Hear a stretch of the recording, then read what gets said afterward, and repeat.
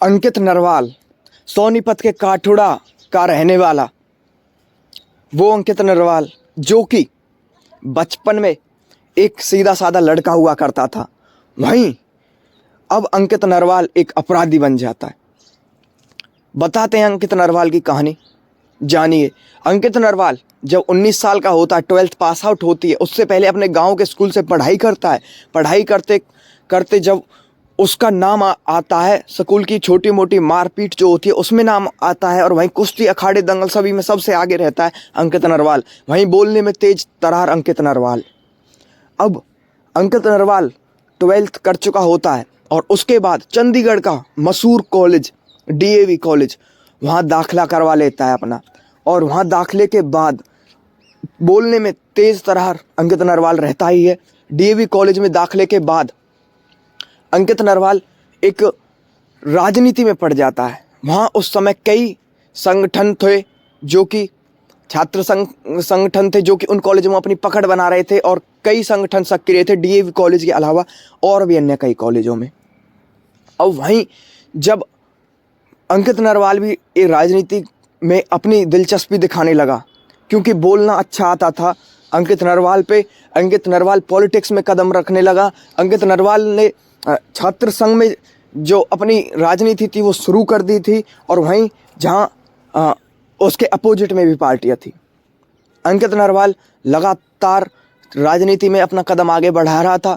वहीं अब वो बच्चों के ग्रुप का लीडर बन चुका होता था, क्योंकि बोलना अच्छा जानता था। जो एक खास आदमी होता है ग्रुप का, वो बन चुका था अंकित नरवाल। वहीं अपोजिट में एचएसआई हिंदुस्तान एसोसिएशन संगठन था, जो वो उसके जो लीडर थे वो थे जींद जिले के अजय विनीत, और प्रमुख था आशु नैन जिसका नाम था।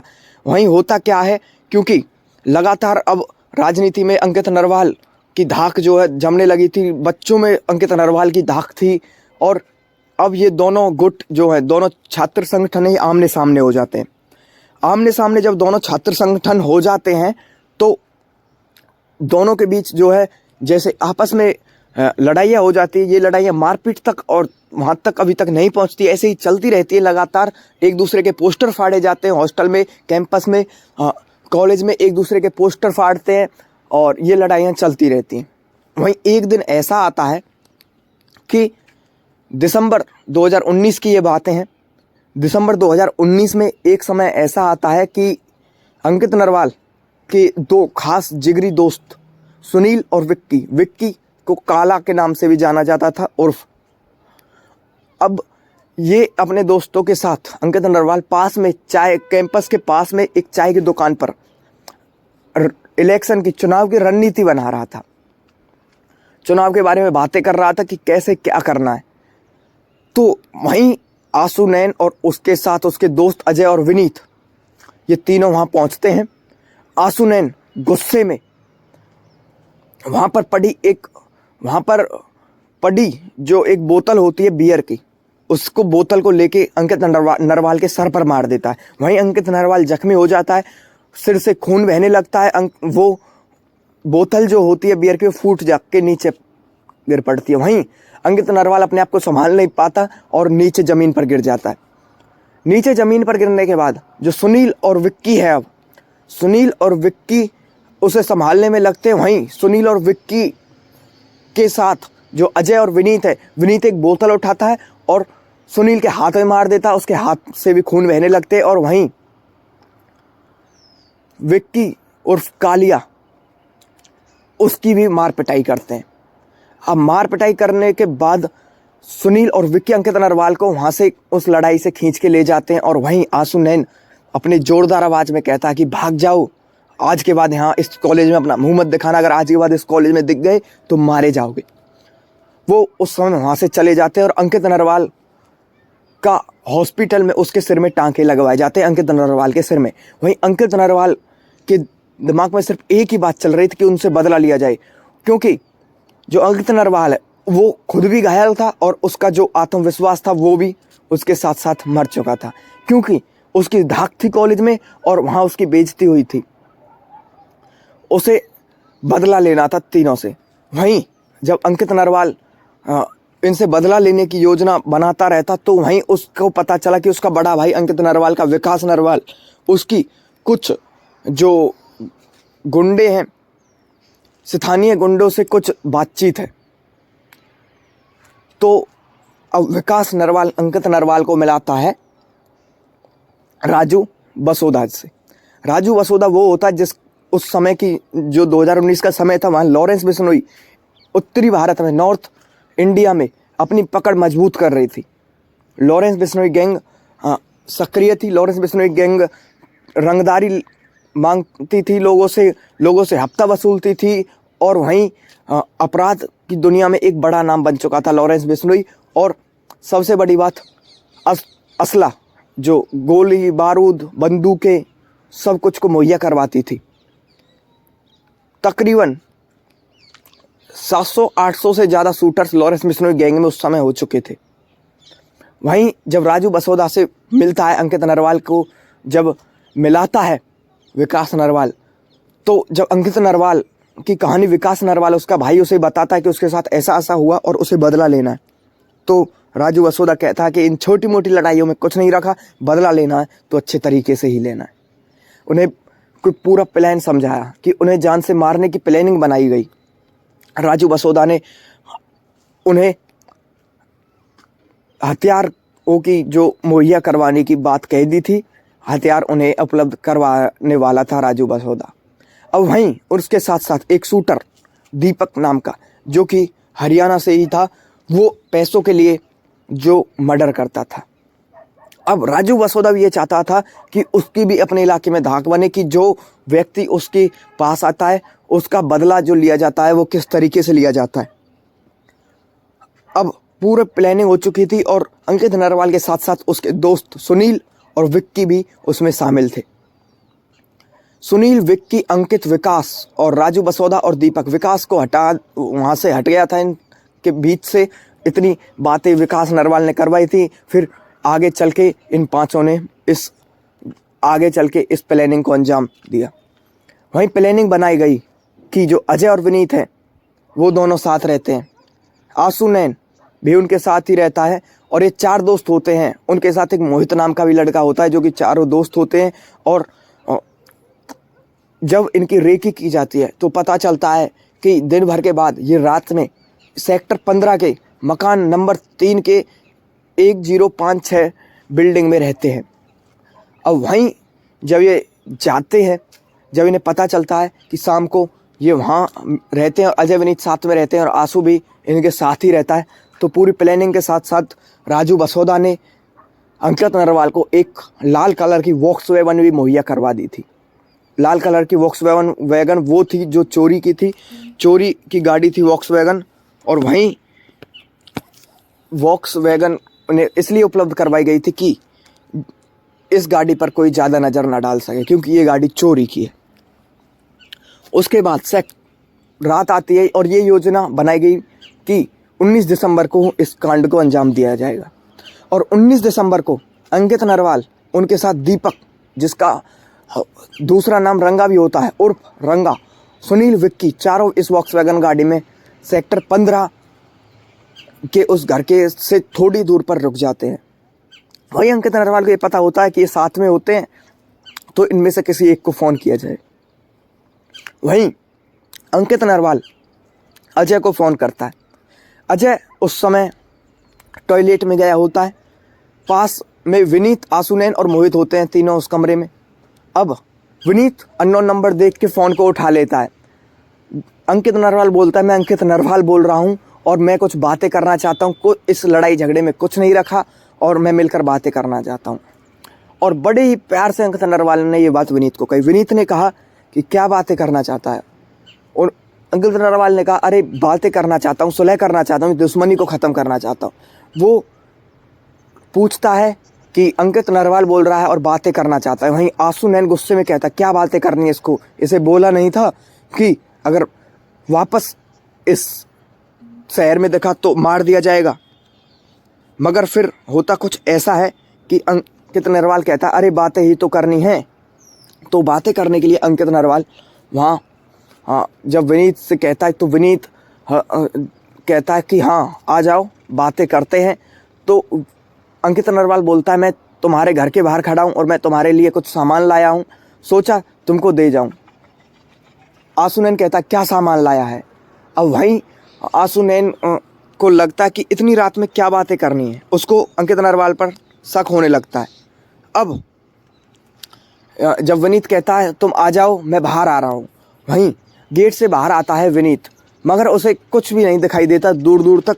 वहीं पास में उससे थोड़ी दूरी पर दिखाई देती है एक लाल कलर की गाड़ी, जो कि रात का समय था, उस समय कोहरा ही पड़ रहा था, दिसंबर के दिन थे, दिसंबर की रातें थी, ठंड का समय था। विनीत ने पहले तो कमरे से अपनी जैकेट उठाई, जैकेट पहन के वो बाहर निकला तो गाड़ी की एक टिमटिमाती लाइट उसे दिखी। वहीं उसने आवाज़ लगाई विनीत ने कि अंकित अंकित आजा।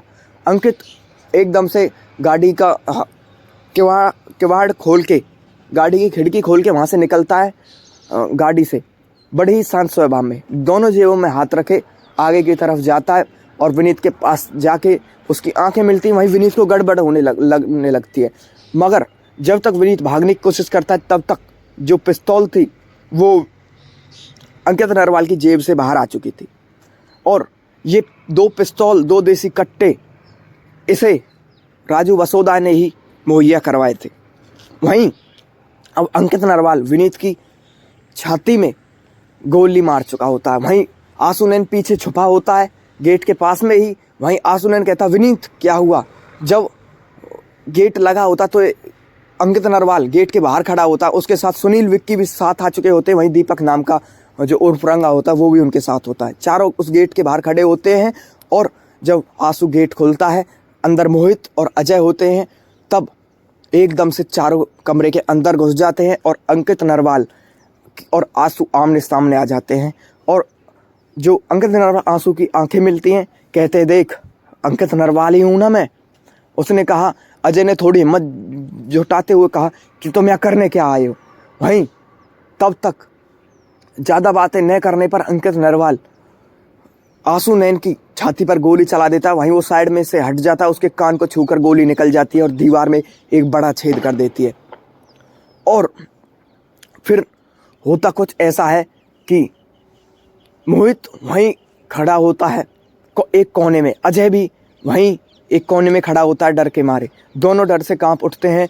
वहीं आंसू और अंकित आपस में बातें करते रहते हैं और वहीं दीपक और सुनील और विक्की तीनों की जेब से अपनी अपनी पिस्तौल बाहर आ चुकी थी और दीपक गोली चला देता है आंसू पर और अजय पर भी गोलियां चला दांग उठता है। और वहीं मोहित छुपा होता है एक जो रजाई होती है उसके पीछे। दोनों पर गोलियां चला के जो है उनको मार देता है। वहीं आंसू पर जब गोलियां चलती हैं तो आंसू भाग जाता है वहाँ से, कमरे की खिड़की से धक्का मार के बाहर निकल जाता है और भाग जाता है। और वहीं सुनील कहता है कि गाली देता है उसको कि भाग गया साला आंसू, ऐसा सुनील कहता है। वहीं अब अंकित नरवाल का गुस्सा और तेज हो चुका होता है क्योंकि आंसू भाग जाता है और अजय और विनीत को ये चारों साथी गोलियां मार मार कर इतने छेद कर देते हैं उनके अंदर कि उनकी बचने की कोई आस नहीं रहती। बस उनके अंदर से एक आहट निकलती रहती है और वो जो है कराहते हैं और थोड़ी बहुत हिलते रहते हैं। वहीं अजय जब तक मर चुका होता, विनीत जब तक मर नहीं चुका होता और मोहित एक सांस दबाए उस रजाई के पीछे छुपा हुआ होता है। वहीं जब वो जाते हैं विनीत नीचे बैठ के, जब विनीत नीचे पड़ा हुआ होता है तो अजय अंकित नरवाल नीचे बैठता है और उसके सामने जाता है। वहीं विनीत थोड़ी सी आंखें खोलता है और उसे दिखता है अंकित नरवाल का चेहरा। अंकित नरवाल कहता है देख ले लिया ना बदला। वहीं विनीत वो दीपक वहाँ से उन्हें लेके निकलने लगता कि चलो भागो यहाँ से। अब वो निकलने लगते हैं। वहीं जो विक्की होता है उसे दिखता है कि अभी जो विनीत है वो अभी करहा रहा है और वो जोर से उसे लात मारता है, उसके पैर को रगड़ता है। जब इनको ये लगता है कि अब गोलियों ने उनके शरीर को इतना छलनी कर दिया होता है कि उनकी बचने की कोई आस नहीं होती, सिर्फ कराहना रहती है, उन्हें पता है कि वो कुछ समय में मर जाएंगे, तब वो वहाँ से निकल जाते हैं। वहीं पड़ोसी इन आवाज़ों को सुनकर उस पास आने लगते हैं। तभी अंकित नरवाल और उसके साथी वहाँ से निकल जाते हैं लाल कलर की वॉक्सवैगन में। वहीं इनकी तेज रफ्तार में इस वॉक्सवैगन को भगाते हैं अंकित नरवाल ड्राइव करता है, दीपक उनके साथ वाली सीट पे बैठता है और सुनील और विक्की पीछे। और आंसू भाग चुका होता है। इन अंकित के मन में एक संतोष भी होता है कि उसने बदला ले लिया। वहीं एक और जो उसके अंदर एक आग उबल रही थी कि आंसू बच निकला। आंसू को बच निकलने की आग उसके अंदर से निकलती है कि आंसू क्यों बच निकला। और ये चारों गाड़ी में एकदम शांत बैठे हुए होते हैं। वहीं चंडीगढ़ शहर से दूर जा चुके होते हैं और एम्बुलेंस बुला के जो वहाँ के लोग उनके पड़ोसी होते हैं एम्बुलेंस बुला लेते हैं, वहाँ उनको हॉस्पिटल ले जाते हैं। वहीं पुलिस भी पूरे शहर में नाकाबंदी कर देती है। पूरे शहर में ये नाकाबंदी हो जाती है और इन अपराधियों को पकड़ने की तलाश जारी होती है। वहीं मोहित जो रजाई के पीछे छुपा हुआ होता है वो कमीज फाड़ के अपनी, जब तक एम्बुलेंस नहीं आती है तब तक अपने दोस्तों को जो खून रोकने की कोशिश करता है, मगर खून नहीं रुकता है क्योंकि गोलियों ने शरीर को इतना छलनी कर रखा होता है। वहीं तब तक नाकाबंदी होता ही है, तब तक पुलिस इनको पकड़ने की जो है प्लानिंग करती, तब तक ये चारों अपराधी चंडीगढ़ शहर के बॉर्डर को पार कर जाते हैं। चंडीगढ़ शहर से बाहर होते हैं ये अंकित नरवाल और उसके साथी। वहीं जब अंकित नरवाल गाड़ी चला रहे होते हैं, वहीं पीछे से सुनील कहता है कि भाई आंसू बच निकला। तो अंकित नरवाल स्टीयरिंग को टाइट पकड़ के कहता है कि भागने दो, कहाँ तक भागेगा, एक दिन वो भी मारा जाएगा, उसे भी हम ढूंढ ही लेंगे। और वहीं चारों साथी लगातार आगे की तरफ बढ़ने लगते हैं। अब अंकित नरवाल और उसके दोस्त हरियाणा की सीमा में आ चुके थे चंडीगढ़ पार करके। वहीं चंडीगढ़ पुलिस लगातार इन पर जो है शिकंजा कसने के लिए नाकाबंदी कर रही थी, मगर ये पार कर चुके थे चंडीगढ़ को, अंकित नरवाल और उसके चारों साथी। वहीं आगे की तरफ चलते चलते हरियाणा के रास्ते ये राजस्थान पहुंचते हैं। और राजस्थान में जब इंटर करते हैं तो एक ढाबे पर उन्हें एक राजू बसौदी का भेजा हुआ आदमी मिलता है, क्योंकि प्लान राजू बसौदी ने ऐसा तैयार किया हुआ था कि इनके इस मामले को अंजाम देने के बाद इनको किसी सेफ जगह पर पहुंचाना है। वहीं प्लान समझाया हुआ था और इस कांड को करने से पहले जो अंकित नरवाल और उनके साथियों ने पासपोर्ट बनवाए हुए थे और विदेश भागने की योजना बनाई हुई थी। नेपाल के खाड़ी रास्ते से किसी हवाई जहाज से वहाँ से वो विदेश निकल जाएंगे किसी खाड़ी देश में। और अपनी जो दस्तावेज, ऐसे दस्तावेज और जांच पहचान जो थी उनकी वो बदली हुई थी, फर्जी बनवाए हुए थे कुछ दस्तावेज उन्होंने, अंकित नरवाल, विक्की, सुनील और दीपक रंगा ने। और अब जब ये राजस्थान पहुँचे तो राजू बसौदी ने प्लानिंग की हुई थी कि एक दो दिन राजस्थान में रहने के बाद और उसके बाद एक दो दिन यूपी में रहेंगे कि जिससे कि पुलिस को चकमा दिया जा सके।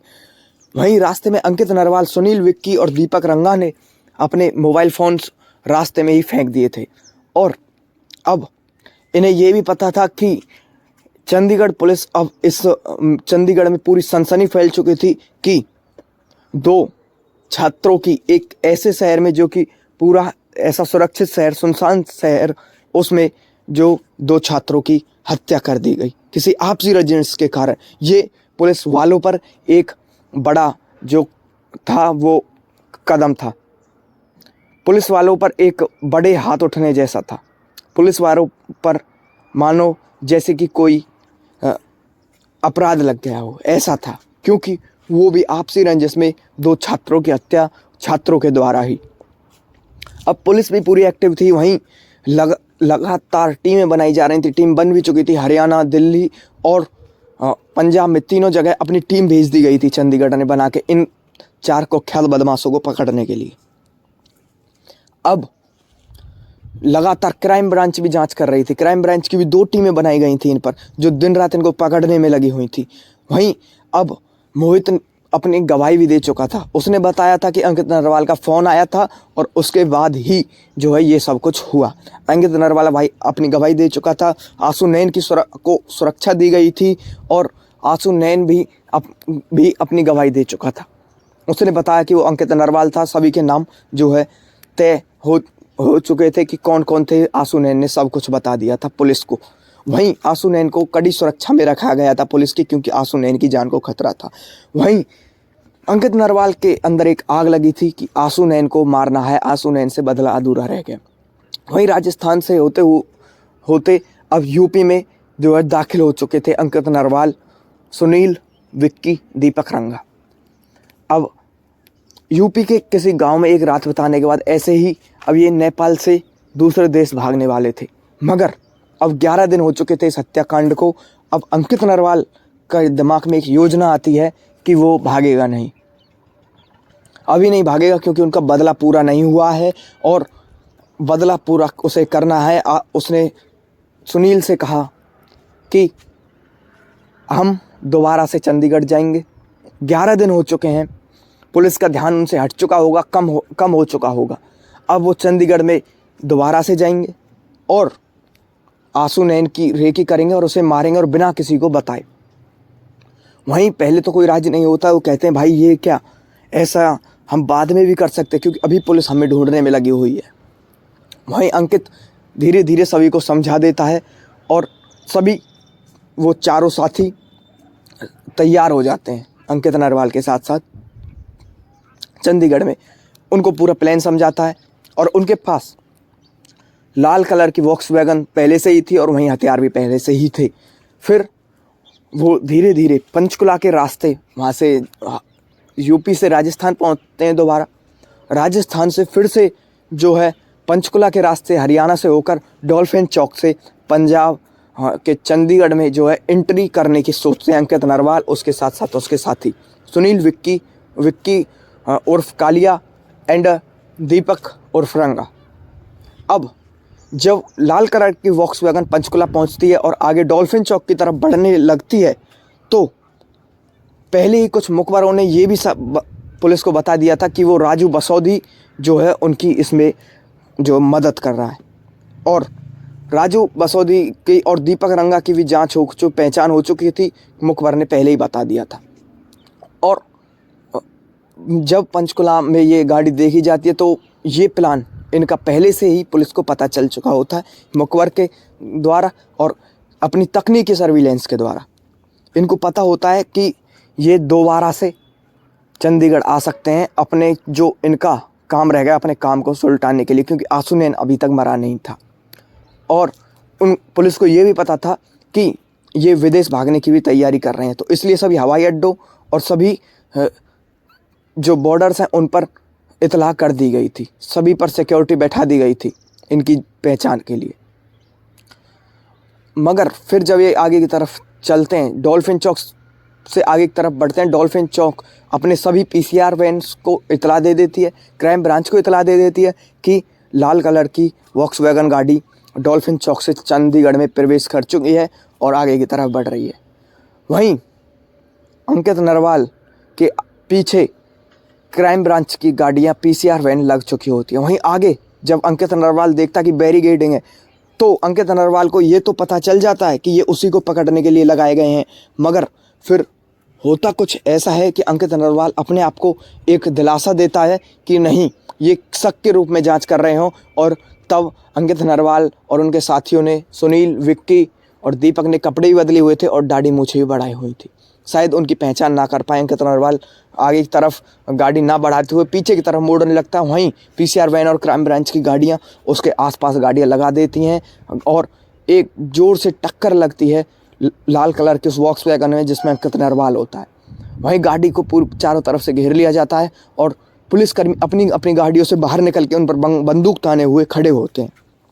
वहीं पुलिस के चारों तरफ से पुलिसकर्मी उनको आवाज़ देते हैं कि चारों हाथ ऊपर खड़े करके गाड़ी से बाहर निकले। अब दीपक रंगा उस अंकित नरवाल की साइड में बैठा हुआ होता है, साइड वाली सीट पर। वो पिस्तौल उठाने की कोशिश करता है मगर अंकित नरवाल उसे रोक देता है और कहता है ये मत उठा वरना चारों एनकाउंटर में मारे जाएंगे। अब चारों हाथ ऊपर करके बाहर गाड़ी से निकल जाते हैं और गाड़ी से बाहर निकलने पर अब पुलिस इनको धरती पर लिटा करके इनके हाथों में हथकड़ियाँ बांध देती है। उनको थाने ले जाया जाता है। थाने ले जाने के बाद इन चारों से पूछताछ की जाती, अंकित नरवाल और उसके 3 साथियों से भी। मगर जांच में जब इनसे पूछताछ होती है तो कुछ नहीं बताते हैं। मगर फिर मोहित जो सबूत और गवाह थे वो पुलिस के पास पहले से ही थे। वहीं इनके पास से 2 देसी कट्टे और 2 पिस्तौल मिल चुके थे और 4 कारतूस। भी इनके पास से बरामद हुए थे। 4 मैगजीन, 4 गोलियां इनसे बरामद हुई थीं। और इन अंकित और विक्की से इनके जो पासपोर्ट थे वो भी इनके पास ही थे, वो भी पुलिस को बरामद हुए थे। फिर पुलिस को पक्का हो चुका था कि ये विदेश भागने वाले थे। और वहीं आशु नैन को पहले ही कड़ी सुरक्षा में रखा गया था और सेक्टर 15 के बाहर भी अपनी सिंपल ड्रेस में पुलिसकर्मी पहले से ही खड़े हुए थे। अगर ये वहाँ से बच निकलते तो वहाँ इन्हें पकड़ लिया जाता। चंडीगढ़ पुलिस ने पूरी प्लानिंग की हुई थी इन चारों कुख्यात बदमाशों को पकड़ने की। वहीं जब ये कुछ नहीं बता रहे थे तो इनके सामने गवाह मोहित और मुकबर थे, जो उनके वो पहले से ही गवाही दे चुके थे, तो उनके कारण ये इनका पूरे जो है जांच हो चुकी थी कि ये चारों वो ही हैं। वहीं दीपक रंगा ने अपना नाम अलग बताया था। अब दीपक रंगा ने जब नाम अलग बताया तो पुलिस को ये भनक लग चुकी थी कि ये दीपक रंगा ही है, क्योंकि उन तीनों छात्रों से अलग उसके हाव भाव थे और उनको पता चल चुका था ये एक शार्प शूटर है। अब वहीं जब धीरे धीरे इनसे पूछताछ होती है, जब पुलिस को सब कुछ पता होता है, जब इन्हें बताती है कि उन्हें पता है तो वो बताते हैं, मगर उसमें राजू बसोदी का भी नाम आता है और लॉरेंस बिश्नोई गैंग का भी नाम आता है कि उन्होंने इन्हें हथियार जो है दिलवाए, हथियार इन तक पहुँचाए, इन छात्रों तक। लॉरेंस बिश्नोई का भी इसमें नाम आता है, मगर ये उनके बारे में कुछ ज़्यादा नहीं बताते हैं, ज़्यादा कुछ नहीं बताते हैं अपने इन साथियों के बारे में, इन बड़े अपने गुरुओं के बारे में, लॉरेंस बिश्नोई और राजू बसोदी के बारे में। वहीं अब अंकित नरवाल, सुनील, विक्की उर्फ काला और दीपक उर्फ रंगा को चंडीगढ़ की बुरेल जेल भेज दिया जाता है। चंडीगढ़ की बुरेल जेल में भी अंकित नरवाल शांत नहीं बैठता है। चंडीगढ़ की बुरेल जेल में जाने के बाद अंकित नरवाल अब जो वहाँ पे जो गुंडे बदमाश पहले से ही बुरेल जेल में होते हैं चंडीगढ़ जेल में, उनमें अपनी धाक जमानी शुरू कर देता है और वहाँ धाक जमा लेता है उन गुंडों के बीच। और वहाँ जो अंकित नरवाल है उसको इस रूप से देखा जाता है कि ये लॉरेंस बिश्नोई का आदमी है, हत्या के रूप में, दोहरे हत्याकांड के रूप में अंदर आया है।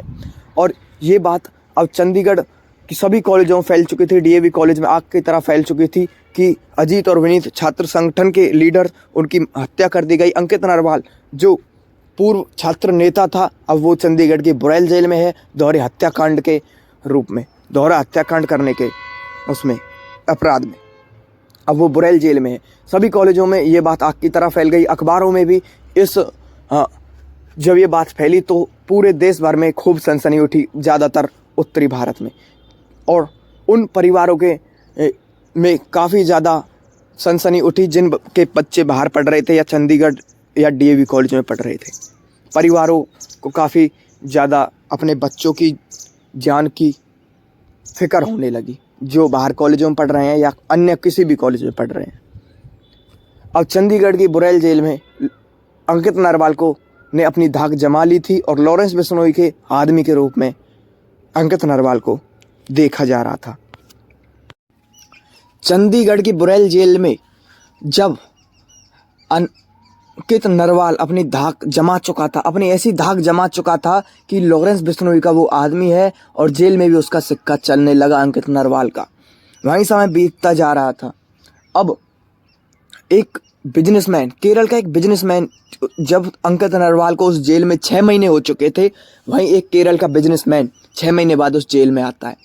वो इस केस में आता है कि, और उसका नाम जैकब होता है, कि कोरोना के समय में वो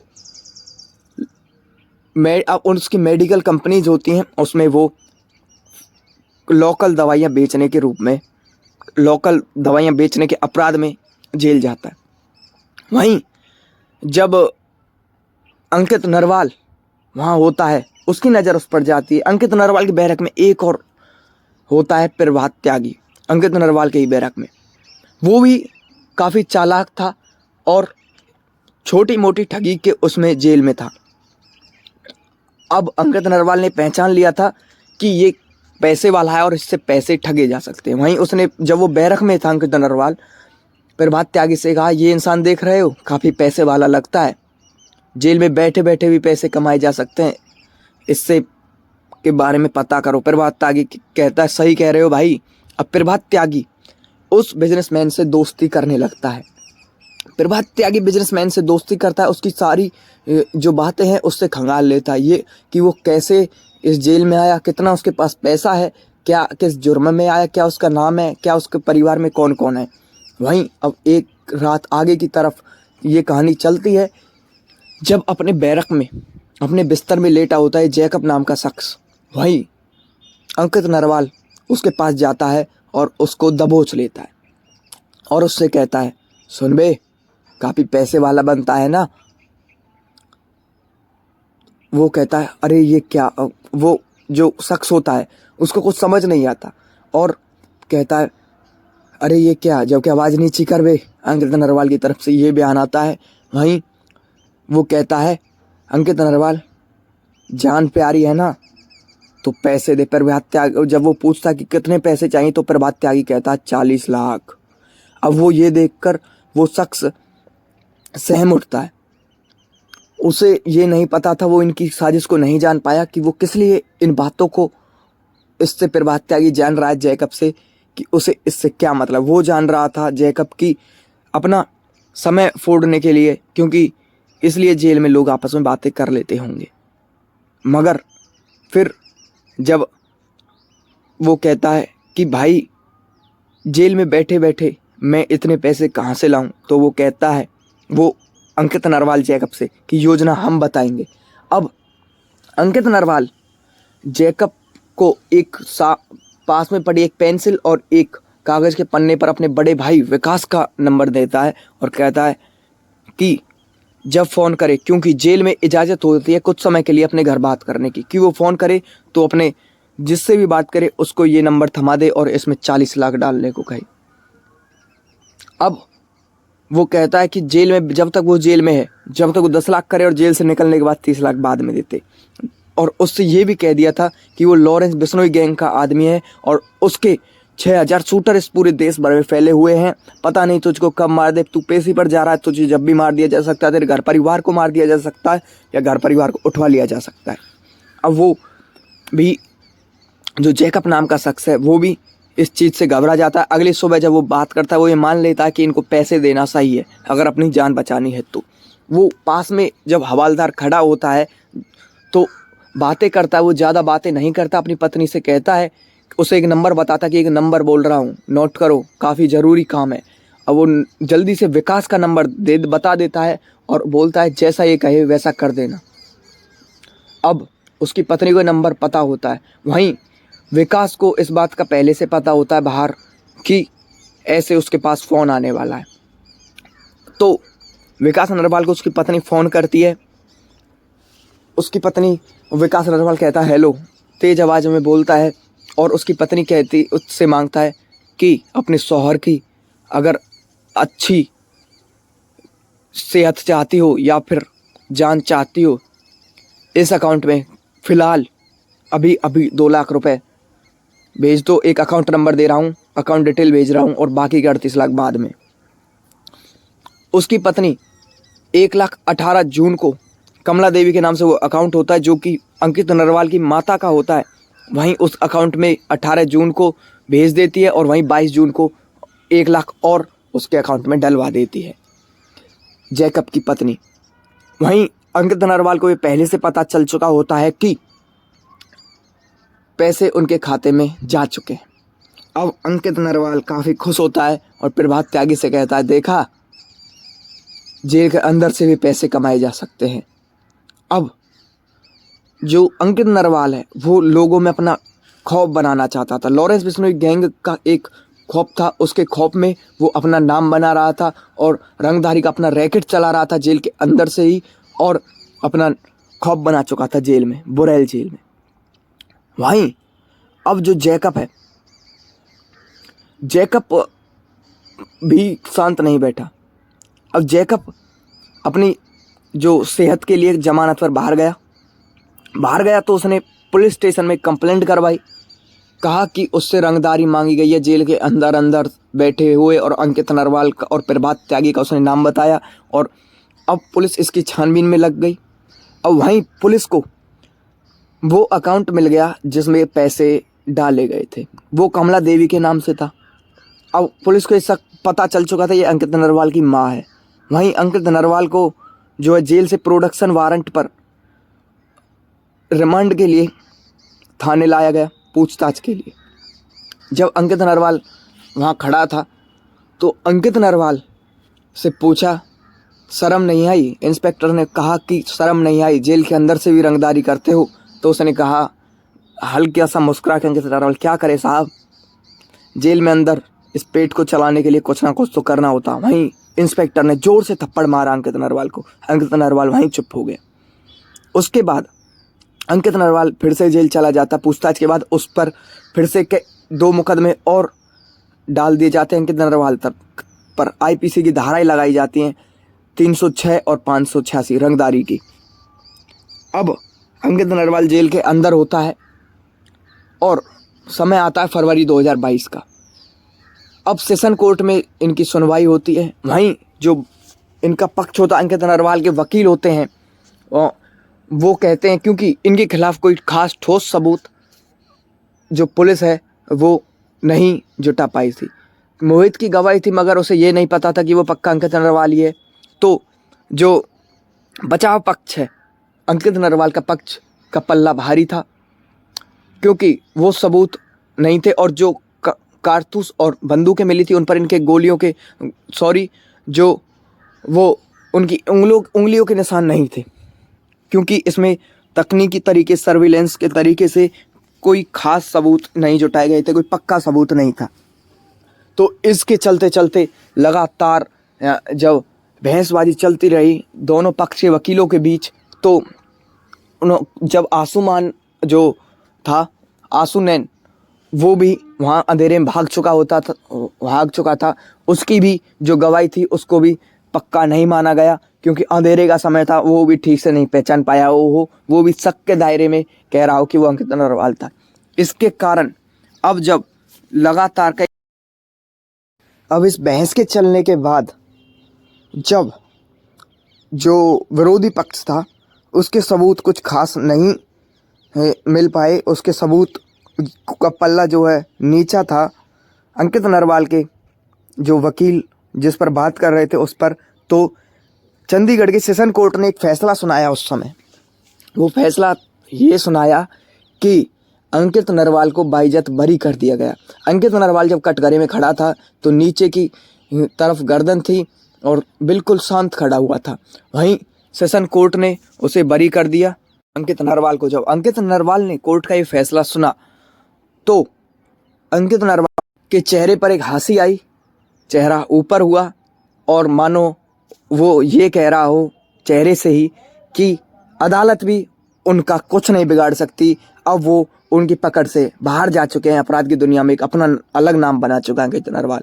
वहीं जब बाइज्जत बरी होने के बाद अंकित नरवाल, जहां अब उसके घर वाले रिश्तेदार एक बाट देख रहे थे काठुड़ा गांव में कि उनका बेटा घर आ रहा है, और वो अपने बेटे अंकित नरवाल को इस तरीके से पेश करने वाले थे अपने गांव में कि वो एक जो है ऐसा कि वो उनका बेटा जो है उसकी धाक है और उनका बेटा किसी का भी कुछ भी कर सकता है, इस रूप में अपने बेटे को पेश करने वाले थे समाज में उनके घर वाले और उनके रिश्तेदार कि उनका बेटा एक लड़ाई सी जीत के आ रहा है ऐसे। वहीं होता कुछ ऐसा है, इससे बाइज्जत बरी होने के बाद जो चंडीगढ़ के एक थाने में ही उसे फिर से अरेस्ट कर लिया जाता है। किस आरोप में? क्योंकि उस पर आईपीसी की धाराएं लगी होती हैं जेल के अंदर से रंगदारी मांगने के रूप में। वहीं इन पर जो है ये सिर्फ दस्तावेज के रूप में उन पर सबूत थे पुलिस के पास, तो इसके कारण कोर्ट उसे इस पर जमानत पर छोड़ देता है। जब तक इसका फैसला आए इस केस का तब तक जमानत पर होता है अंकित नरवाल। अब अंकित नरवाल अपने गांव पहुंचता है। अब अंकित नरवाल के गांव जाने से पहले ही जब अंकित नरवाल जमानत पर सेशन कोर्ट से बरी हो चुका था और जमानत पर दूसरे रंगधारी के केस में भी बाहर आ चुका था, जमानत दे दी थी कोर्ट ने, तो अंकित नरवाल को ये पता था कि चंडीगढ़ पुलिस उसके बरी होने से खुश नहीं है और ये उसे छोड़ने वाले हैं भी नहीं। अब उसने एक प्लान तैयार किया। प्लान ये था कि वो जब उसका भाई विकास उससे जेल में मिलने आता था तो वो बताता था कि कुछ जो स्थानीय गुंडे बदमाश हैं, जिसमें से एक नाम उसने बताया था अमन भैंसवाल गैंगस्टर, वो नकली पासपोर्ट बनवाकर विदेश भाग चुका है। तो उसके दिमाग में यही योजना आई अंकित नरवाल के कि वो भी अभी जमानत पर है और नकली पासपोर्ट बनवाए और नेपाल के रास्ते दुबई या किसी और देश निकल जाए या फिर थाईलैंड निकल जाए। वहीं ये सिलसिला शुरू हुआ। अंकित नरवाल ने अपना जो उसके भाई के 2 जानकारियां थी, एक तो उत्तर प्रदेश के सहारनपुर में एक कॉमन सर्विस सेंटर चलाने वाला था और एक दिल्ली में ही कॉमन सर्विस सेंटर चलाता था, उसका नाम था विजेंदर। अब ये ऐसे थे, नकली वोटर कार्ड, नकली आईडी कार्ड, नकली आधार कार्ड और नकली पासपोर्ट जैसे काम करवा देते थे, चाहे इनको बड़े से बड़े अफसरों को घूस क्यों ना देनी पड़े। वहीं अब ऐसा हुआ, अंकित नरवाल ने ऐसा ही करवाया। पैसे से नकली वोटर कार्ड, नकली आईडी कार्ड, सभी कुछ नकली बनवाया, फर्जी दस्तावेज बनवाए और फर्जी दस्तावेज में फर्जी पासपोर्ट बनवाने की भी तैयारियां चल रही हैं थी उस समय।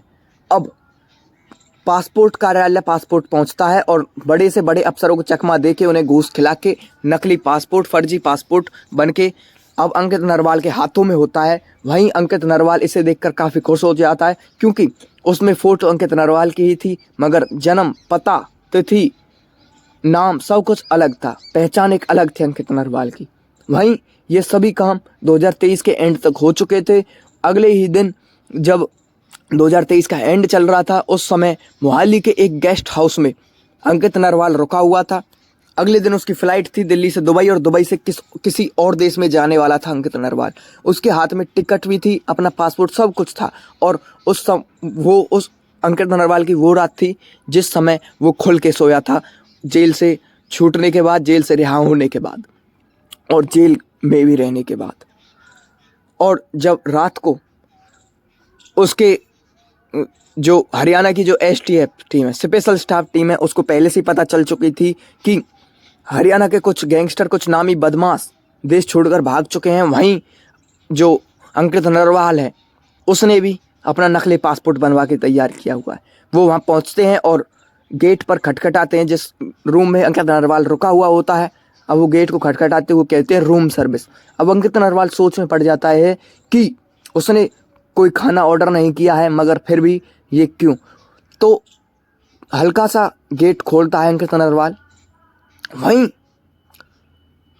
एकदम से धक्के से गेट खुलता है और 7 से 8 लोग कमरे के अंदर घुस जाते हैं। एक जना चिल्लाता है पुलिस, और एक स्पेशल स्टाफ का आदमी उसके हाथों को पीछे करके पकड़ लेता और एक हथकड़ी डाल देता है और एक उसके बैग को खंगालने में वो लग जाता है और उसमें से पासपोर्ट मिल जाता है, जो कि फर्जी होता है, कपड़ों के नीचे। अब जो अंकित नरवाल है उससे कहता है तो ये है तुम्हारा कर्तव्य, तो ये करना चाहते थे, अगले दिन भागना चाहता था, देश छोड़ के भगोड़े, ऐसा कहता। तो अंकित नरवाल कहता है, गुस्से से अंकित नरवाल जो गर्म हो जाता है, वो कहता है कि आपको कोई गलत फहमी हुई है, ये आप क्या कर रहे हो, आपको कोई गलत जानकारी मिली है, ऐसा अंकित नरवाल कहता है। मगर अंकित नरवाल की वो नहीं सुनते हैं और गेस्ट हाउस के बाहर खड़ी हुई एक PCR की गाड़ी, उसमें अंकित नरवाल को डाल देते हैं। अब जब अंकित नरवाल को स्पेशल स्टाफ ने दबोच लिया, वहीं सोनीपत के ही बड़ौदा थाने में एक और मुकदमा दर्ज हुआ अंकित नरवाल के नाम पे फर्जी पासपोर्ट बनवाने का। फिर से अंकित नरवाल जेल की सलाखों के पीछे था। और वहीं इसके साथ साथ वो फर्जी कॉमन सर्विस सेंटर चलाने वाले विजेंदर देसवाल को भी अरेस्ट कर लिया गया। और अरेस्ट करने के बाद उससे उन्हें ये कबूल भी लिया कि उन्होंने ही अमन भैंसवाल जैसे गैंगस्टर के फर्जी पासपोर्ट बनवा के उन्हें बाहर भिजवाया है, और अंकित नरवाल का भी उन्होंने ही फर्जी पासपोर्ट बनवाया था। अब अंकित नरवाल जेल के सलाखों के पीछे है और वहीं उसका जो भाई है विकास नरवाल, वो भी अब पुलिस से भागता फिर रहा है, क्योंकि उसने अंकित नरवाल का साथ दिया।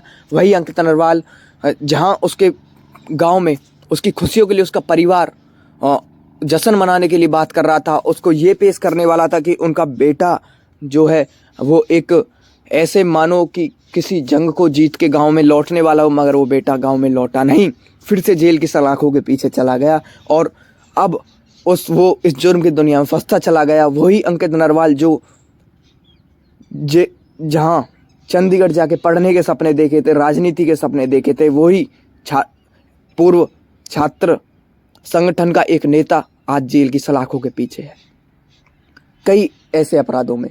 और वहीं चंडीगढ़ पुलिस भी अपील की तैयारियां कर चुकी थी इसी समय पे जब उसे जेल भेजा गया था, जेल की सलाखों के पीछे भेजा गया था अंकित नरवाल को, जब उस पर फर्जी पासपोर्ट के उसमें, तभी चंडीगढ़ पुलिस भी अपील कर चुकी होती है उन दोहरे हत्या जो दो हत्याएं हुई अजय और विनीत की उनकी, क्योंकि चंडीगढ़ पुलिस उनकी रिहाई से खुश नहीं थी अंकित नरवाल की से, वो भी अब अपील कर चुकी होती है। और वहीं उस पर भी ठोस सबूत हैं कि पैसे उसकी माता कमला देवी के अकाउंट में ट्रांसफ़र हुए हैं, उसका भी उसको अंकित नरवाल के खिलाफ ठोस सबूत हैं उस केस में भी। और अंकित नरवाल को यही डर सताया जा रहा था जिसके कारण वो देश छोड़ने वाला था, मगर फिर जो वो चाहता था वो हुआ नहीं। वो चाहता था कि कुछ साल वो बाहर विदेशों में बिताए और उसके बाद जब सब कुछ शांत हो जाए तो वो एक अपनी नई ज़िंदगी शुरुआत करे, मगर ऐसा हुआ नहीं। पुलिस ने उन्हें पकड़ लिया, कानून ने उसे जेल की सलाखों के पीछे ही डाल दिया अंकित नरवाल को।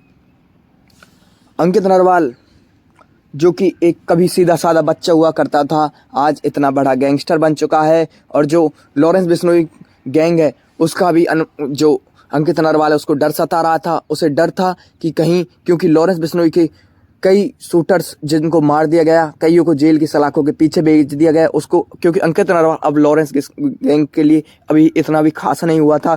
उनका ये भी था कि अपने बचाव के लिए वो अंकित नरवाल का नाम ले दे। इसके कारण भी अंकित नरवाल देश छोड़ के भागने वाला था, मगर इसमें सफल नहीं हुआ अंकित नरवाल। और अंकित नरवाल की माँ जो कि रात दिन मंदिरों में अपना माथा ढोकती थी और ये उम्मीद में थी कि उसका बेटा उस घर वापस लौट के आएगा, मगर वो वापस फिर से जेल चला गया अंकित नरवाल। अब अंकित नरवाल के केस आज भी उस पर चल रहे हैं, आज भी जेल की सलाखों के पीछे है अंकित नरवाल। हरियाणा के सोनीपत के काठोड़ा गांव का एक कुख्यात अपराधी अंकित नरवाल। ऐसे ही अंकित नरवाल जैसे ही कुछ गुंडे बदमाशों की कहानियों और भी अन्य कई जानकारियों के लिए एनएन न्यूज़ को सब्सक्राइब करें। और अगर हमारी ये वीडियो अंकित नरवाल से जुड़ी हुई आपको पसंद आई तो इस वीडियो को लाइक करें और अपने दोस्तों को शेयर कर दें।